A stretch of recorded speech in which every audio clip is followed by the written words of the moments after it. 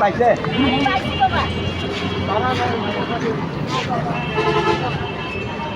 বাড়ি কোথায় আপনাদের? সারাদিনে কত টাকা পাইছে? সোনার টাকার কথা চলে তো হলো দৌড়ান বাবা 200 করে টাকা দেবে হয় না হয় না বাবা আপনারা খাবার কে কে পাইছে?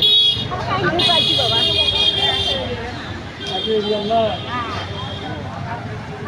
এখানে 1 2 3 4 5 6 নাকি না এই পাইছে কয়জন 1 2 3 4 5 6 ছয়জনে কয় টাকা করে দিব কম?